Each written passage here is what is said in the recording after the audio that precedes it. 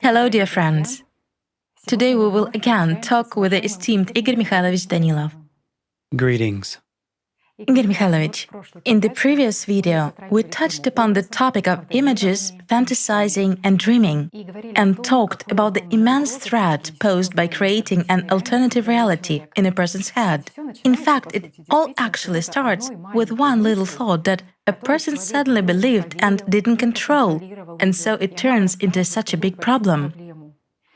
And you finally understand those spiritual practitioners who said that a thought is like the rudder of a ship because it actually sets the course of a person's life. And on top of that, sometimes it even has a very serious impact on the destiny of this entire big entity, this entire big machine. When you understand how much time, effort, and attention a person spends on this process, you suddenly realize that this sphere of human life is somehow completely neglected. And that precisely this sphere needs control, discipline, and some kind of order.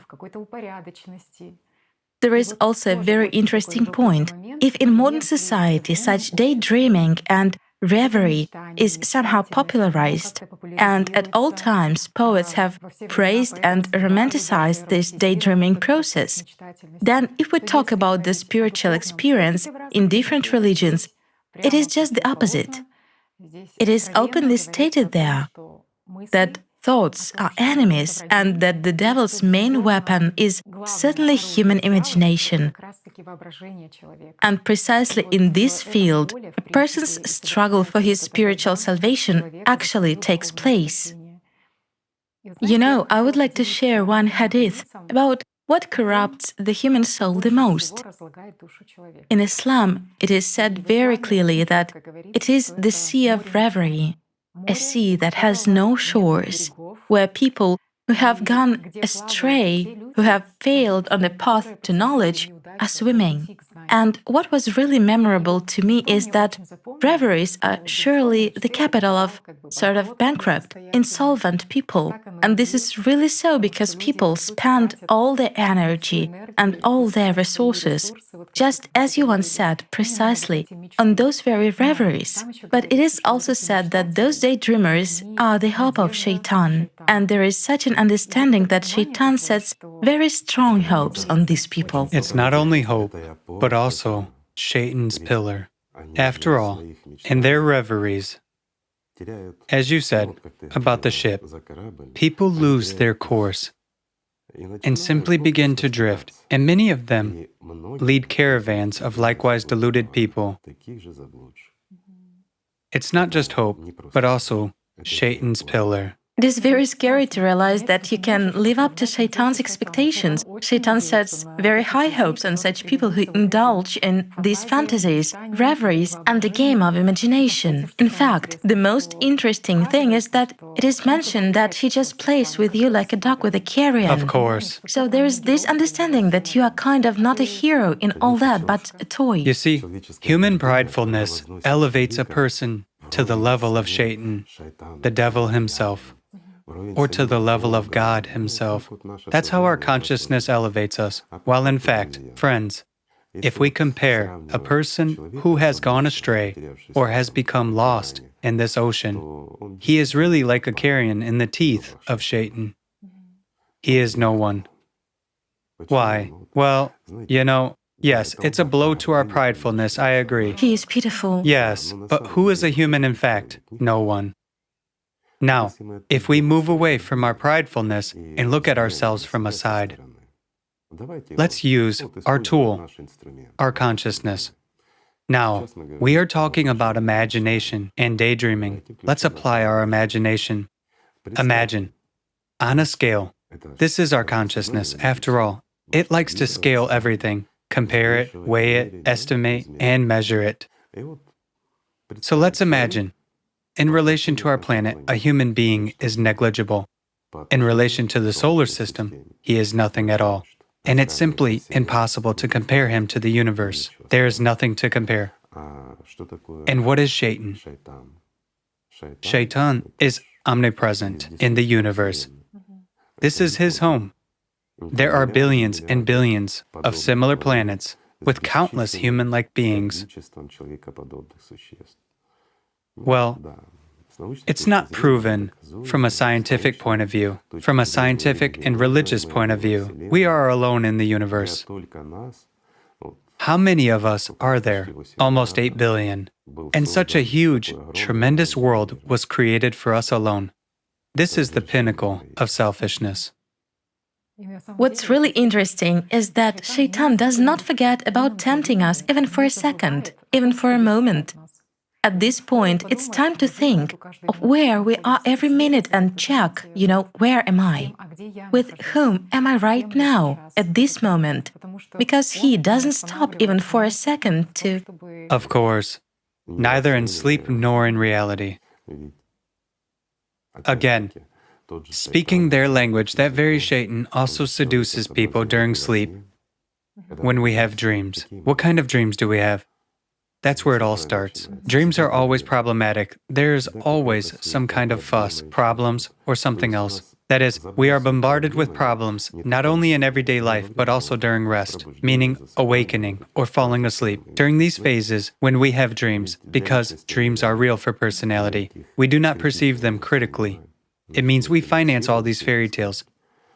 And doesn't Shaitan load us with these fairy tales during the day? He does. My friends, we are constantly in daydreaming or in thoughts. We argue with someone, prove something to someone, and so on. Sheer images, images, and images. That's why it was mentioned. Also, Igor Mikhailovich, our participants have shared the following point. On the one hand, you understand that you have a certain system of values, but you face a situation that, in your consciousness, you suddenly hear thoughts which run counter to this system of values, mean thoughts, sometimes very immoral thoughts, when you may wish evil to a close person who is dear to you, and so on. These thoughts horrify the very person who hears them. And here is such a point. Is it already a sin or not to hear these thoughts? So, my friends, these questions are from real practitioners, from those who indeed follow the spiritual path. Firstly, they notice these thoughts, and secondly, they voice them. Everyone else is a liar. They live in these thoughts, but keep silent about them. Why? Well, it's like, I'm so good, but my thoughts are very bad. Isn't that true? And just to make it clear, all of us, those who have consciousness, especially secondary consciousness, all of us are bogged down in this sin.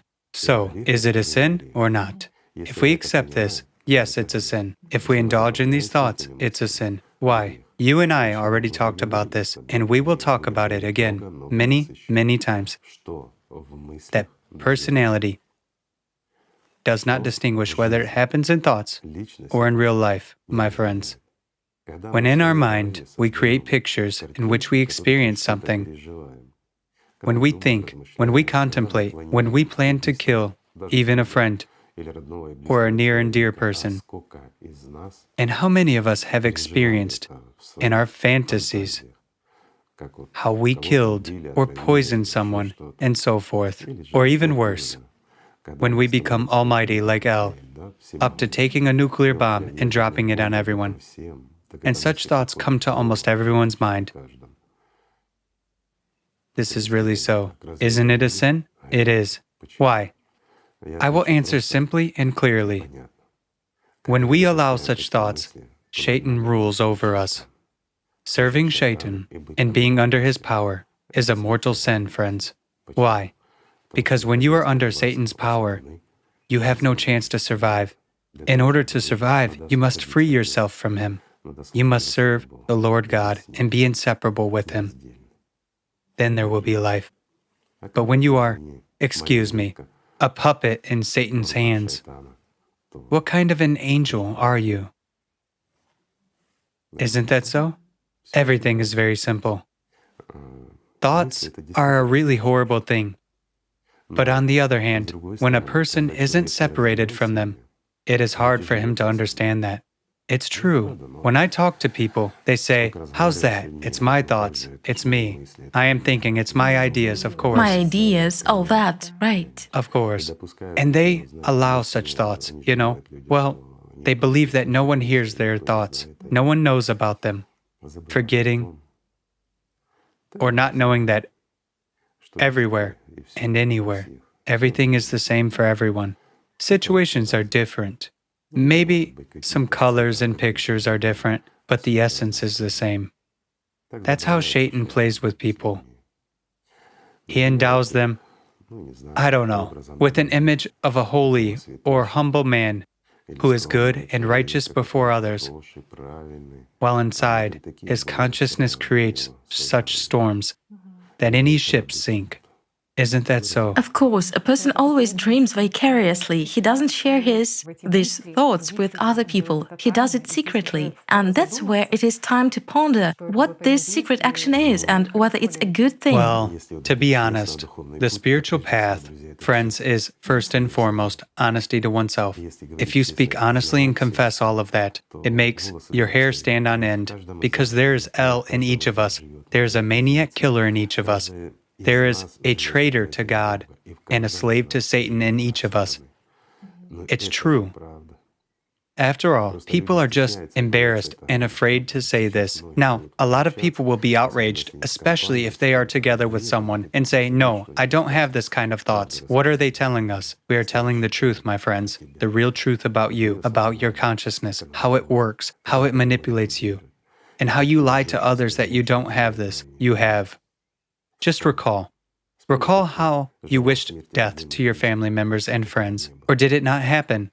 How you elevated yourself in your thoughts. And that's where the biggest phenomenon lies. You merely paid for those pictures. It wasn't you who thought and imagined. It was done instead of you. You were simply served a ready-made sin, which you bought at the cost of your own life, my friend. And this is true. But only a person who has really embarked on the spiritual path and who really strives for God can understand it. Who doesn't just draw an image or pretend to be kind of spiritual or go to some organization, I don't know, sort of to serve God, while in fact he remains a slave, a real slave of Satan. There are a lot of such people. And there is a simple question here. If a person, being a slave of Satan, goes to a religious organization, what will happen? He will increase this. He will create around him caravans of the same misguided ships and drift in the boundless sea without ever reaching a shore. Isn't that so? It is so, friends. This is the truth of life. For real life. You should fight, and you should fight on your own. You cannot gain life through some rituals, attributes, or images painted from yourself, whatever. Life must be truly earned. And most importantly, you should stop being a slave of Satan. What does it mean to stop being a slave of Satan? It means to be critical towards your consciousness and to begin to explore yourself. Who palms off these pictures on you when you don't order them? Who in you hates your loved ones?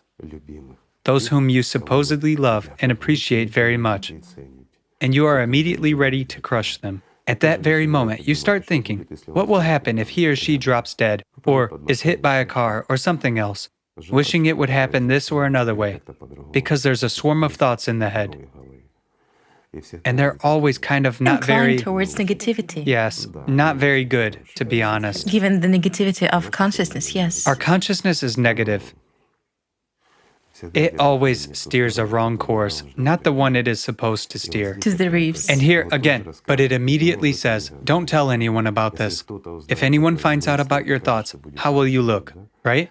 Such a good person suddenly turns out to be such a maniac. Well, it is really so. Igor Mikhailovich, is it possible for these thoughts not to come at all?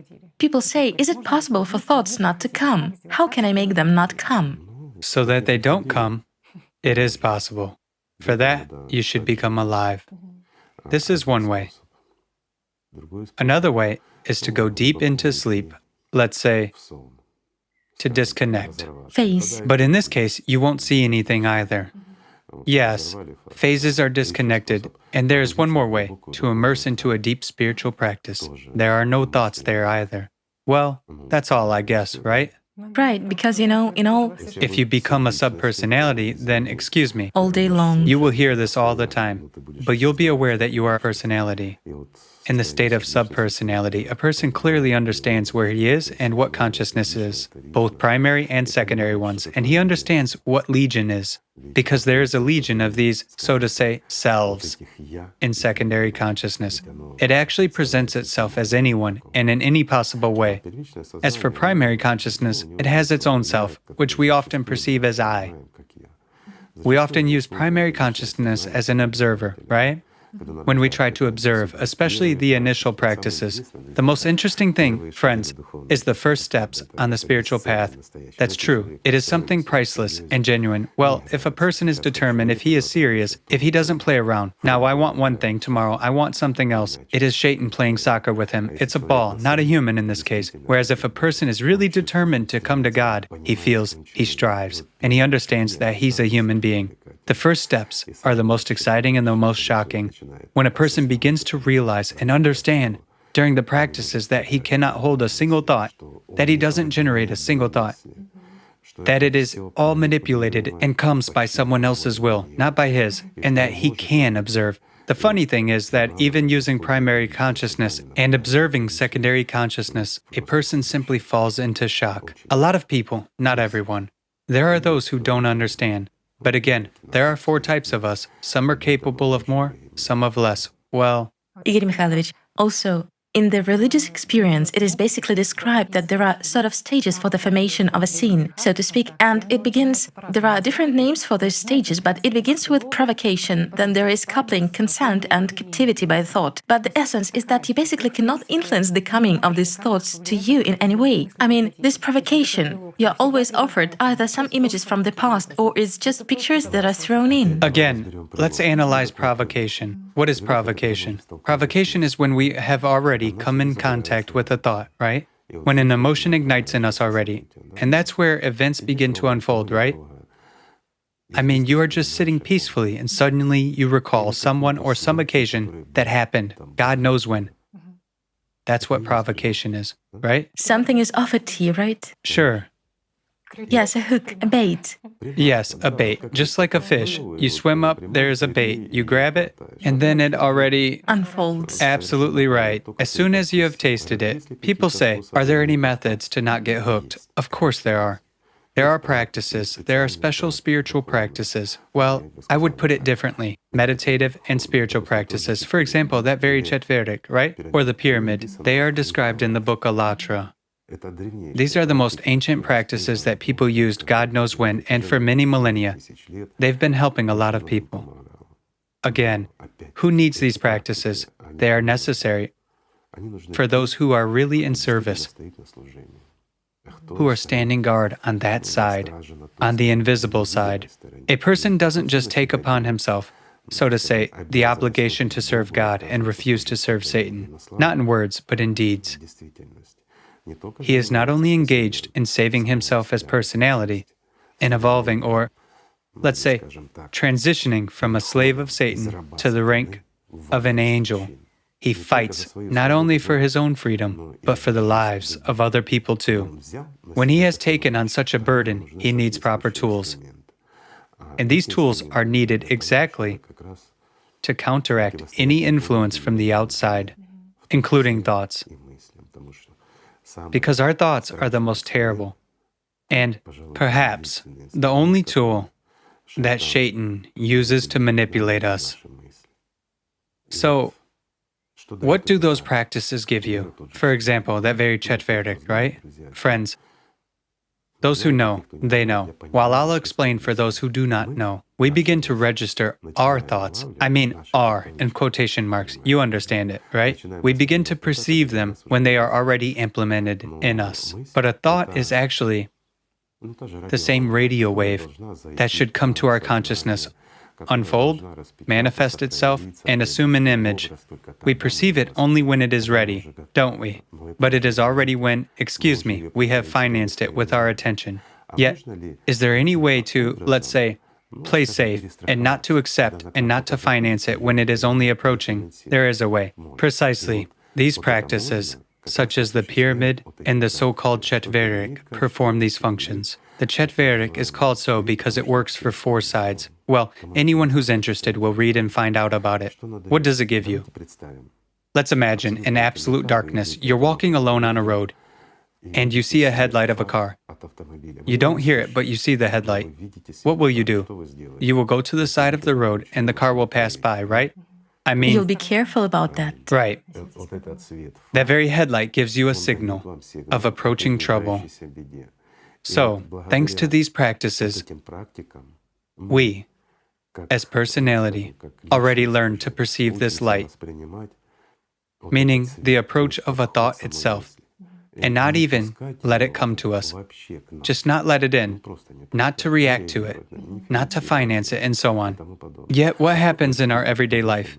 Until, a car hits us with its bumper, we do not react, right? Well, that's already an injury. Yes, a direct collision. People are already in captivity at once. A direct collision, of course. You are right. When a thought has come, it's the same as a car has already hit us.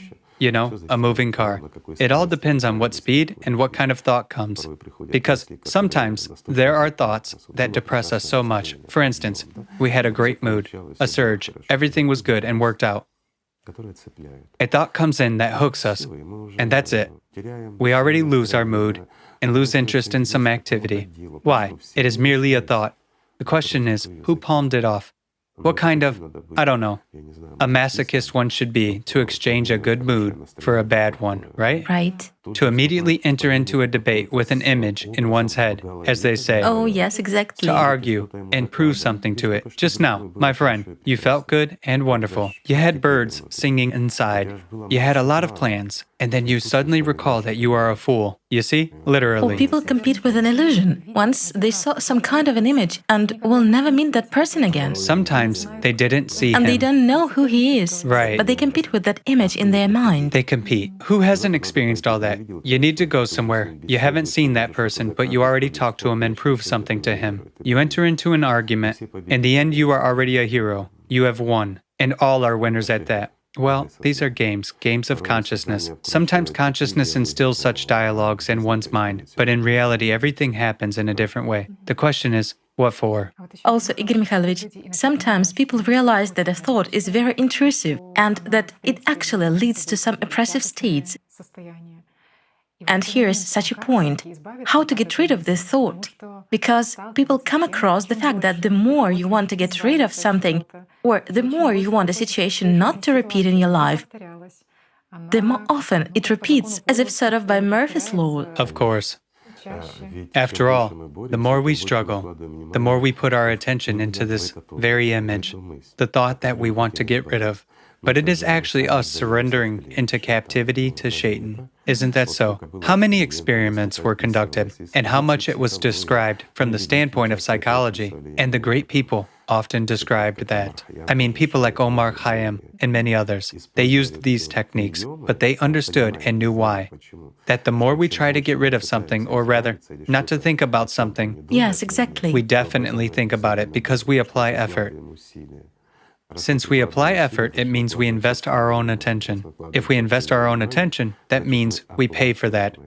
While consciousness needs solely our attention. It doesn't react to anything else. It's all nonsense. All these pictures, all this, it's just an advertisement to attract us, to hold us, to take as much attention from us as possible. Meanwhile, attention is our life. That's how it happens. For example, regarding that very white bear, right? Yes, it's a very interesting point because indeed, you were just talking about the research and that very Wagner effect, right? The most interesting thing is that he couldn't believe that consciousness doesn't participate in suppressing thoughts in any way. And he still wanted to check how it is possible, to check how to suppress these thoughts. So he... With the help of consciousness. Yes. To suppress consciousness. To defeat the enemy with the help of the enemy. Right. Isn't that so?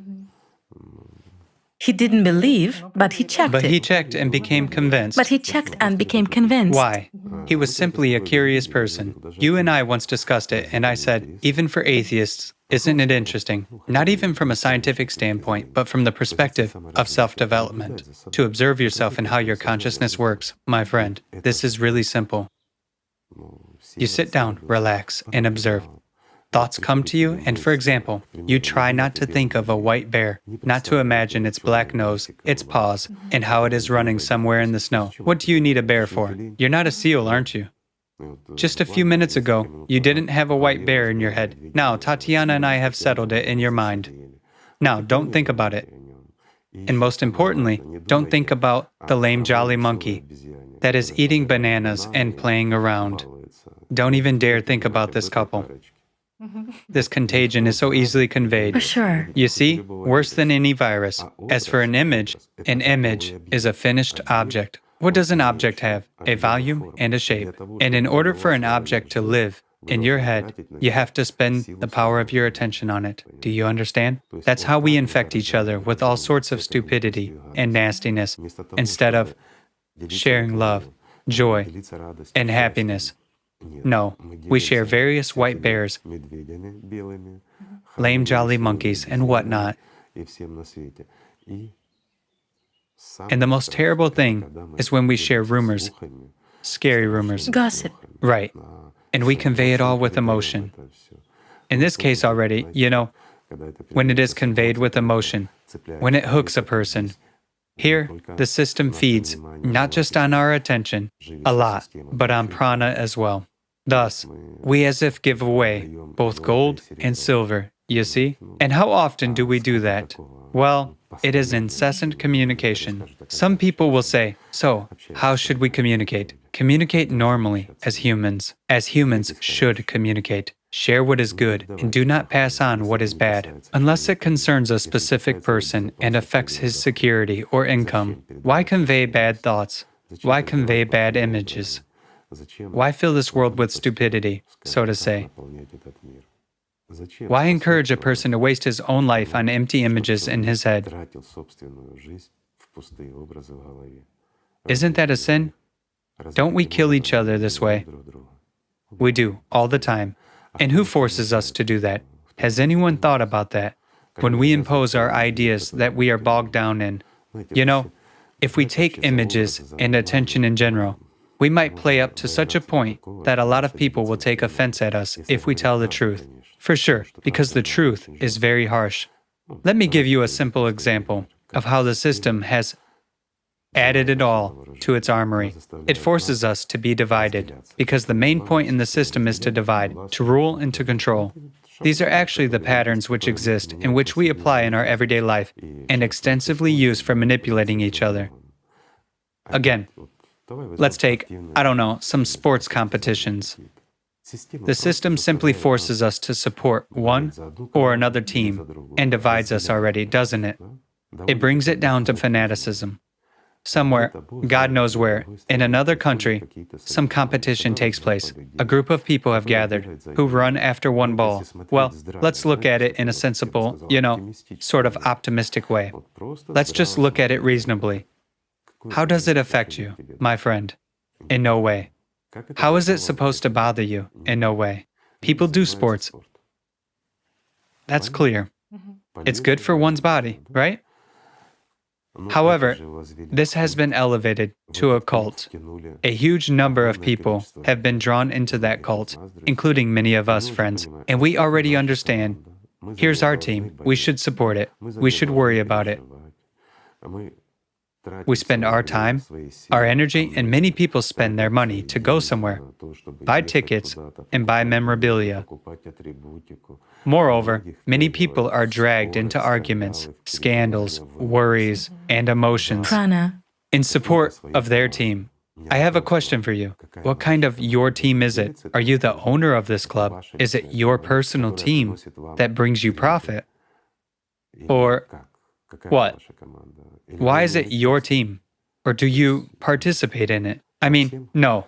But a thought is imposed on everyone that you are involved, Yes. that you are a participant. Some people are even driven to the point of bloodshed. They defend their teams in arguments and fights, especially fan groups and the like. Thus, they defend the superiority of their own team over others. Guys, as a matter of fact, one team should prove superiority in its skills. For example, on that very field, when they play a ball, right? Right. Also, no one should really care in any way whether they win or lose, except those who play. It's like a little competitive process, but it has been elevated to a cult. Leaf through history and look at when and how it all came into our lives, so to say, and how manipulatively it was all imposed on us. We were forced to believe in it. In the past, it used to be more brutal. Well, everyone remembers history, how people were killed.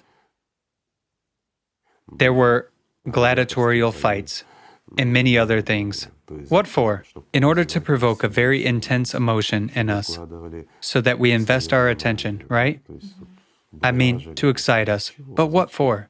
Why? What's the point? If we look at it, nowadays it's understandable. They make money. In the past as well, a very small group of people made money on that. Yet, why were everyone else drawn there?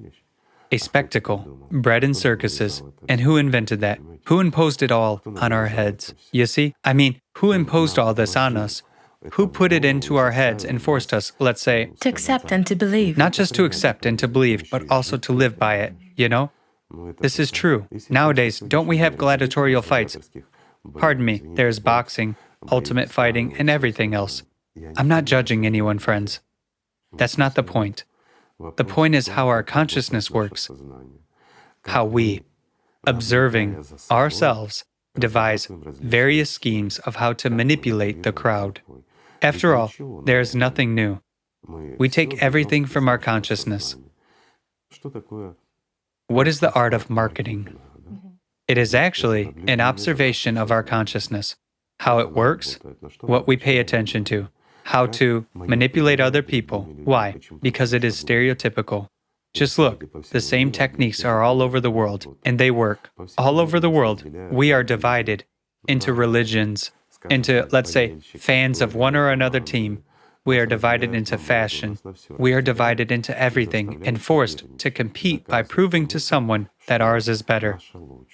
You see, even if our athletes lose, we are better. We are stronger anyway because it is our team. Well, that's nonsense. Is it really ours? If we look at it sensibly, like adults, without any foolishness, we shouldn't care about it in any way, you see? But we care, don't we?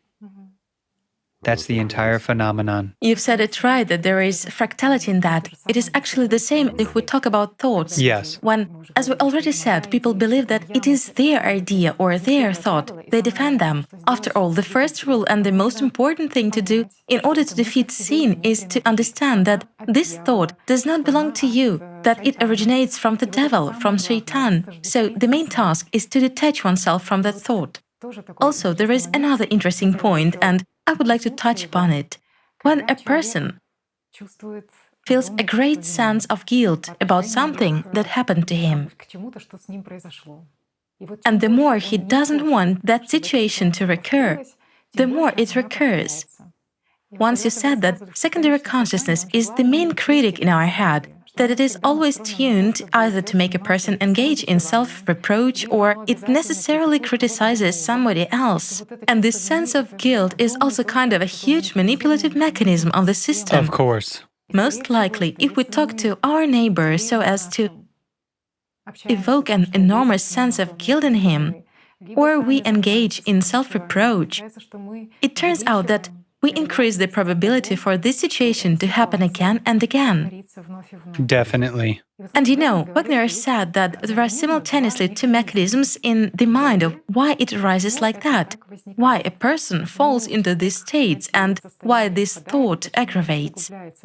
And returns. And returns to him. There is simultaneously a conscious control so as not to do that, not to do that. At the same time, there is monitoring too. Thus, a thought is permanently retained and a person monitors whether an action is being done at the moment or not, whether he is thinking or not. I'll try to explain. Yes, I'll try to explain, friends. For instance, you catch yourself at a bad thought. You are fed up with it, it irritates you, and you understand that it's a wrong, sinful thought. Or you feel ashamed of this thought inside yourself. And so you try to get rid of it. You think about anything, and you try to do anything, just not to think about it. But you still think about it, since you are trying to fight it, isn't it so? Yes, exactly. Yeah, there is another method. The same fellow suggested it. So as not to think about it, you should force yourself to postpone this thought for later. Right, let's think about it, for example, next week. Yes. Does this still work? Of course, it works. It is very advantageous for the system, for our consciousness, as a part of the whole system. It is very advantageous because we will think about it all week long. We will certainly recall it and definitely come back to it, you know? It's like anchoring all this in your own consciousness. It's the same as setting an alarm clock, which will remind you that on such and such day, at such and such time, you should recall it. Will you forget about it? No. You will remember it all week long and will definitely recall it. However, once you maintain this habit, you will remember that thought during subsequent weeks as well. And in any situation that reminds you, let's say, of this event, you will still recall it. Thus, it turns out that you get accustomed to it and pay for the existence of some illusion in your own head. You pay for it with your own life. And just look, friends, we have now analyzed literally a little bit. But this little bit makes up our entire life. How much time we spend, how much of our attention we spend, really spend on illusions in our heads, on thoughts that have nothing to do with our real life, even in this three-dimensionality. How much energy and emotion we spend on worrying about empty things, don't we? Which have actually nothing to do with us and do not affect our lives in any way. A simple question. If you are not a bookmaker, if you do not own a soccer team, and do not sell soccer memorabilia, how can those worries about whether the team has won or not influence you? In no way. Will that bring you profit? No. Your mood? Well, it can affect your mood. If you are already involved in this process, it can give you a false illusion that everything is fine. We have won. We have won. Friend of mine, what does it have to do with you? Just the fact that you were sitting somewhere and feeding someone with God knows what, with your own life. You are involved in this simply by compulsion, not at your own will. And what do you have to do with it, in fact? What did you get of it? Nothing, except that you financed God knows whom and God knows why. Isn't that so? Is it manipulation? It is. How much time and energy did you spend? Yet, if we take the spiritual aspect, were you thinking about God at that time? Did you feel Him? Were you with Him? No. And who were you with? You weren't even with the devil. You were under his heel. He was doing to you what he wanted. This is exactly what I said. He was playing with the carrion like jackals do. Why? Because that's how consciousness manipulates us. It foists a thought and begets a desire. It manipulates us the way it wants and thus takes away our lives. We waste so much effort, time, and life on that. Is it worth pondering over? It is. In such conditions of slavery, and I would say, not even slavery, you know, it is hopelessness. In this hopelessness, can you gain freedom and life? You can, if you want to. That's the right thing to do. A human must not be a slave of Satan. He mustn't be anyone's slave at all. Then it is right. A human must be free. Tell me, is an angel anyone's slave? No. It's a free unit of the infinite world. That's exactly how we should learn. We should learn to rid ourselves. We should learn, let's say, to be human beings and not slaves. Everything is very simple. There is something to think about. Again, all this has been well studied scientifically. You see, it's not just somebody's fantasy. It wasn't invented by me and Tatiana. We simply talk about the facts that have been known for a long time and just call things by their proper names. Meanwhile, this is what you, friends, live by every day, don't you? Unfortunately, you do. Therefore, the simplest thing, say what a person should start with. Friends, you should start with love. Love overcomes everything. Let's just start loving each other and stop being a carrion in someone's rotten teeth. Right? That's right. Thank you, friends, for being with us. Thank you. Let's just love each other.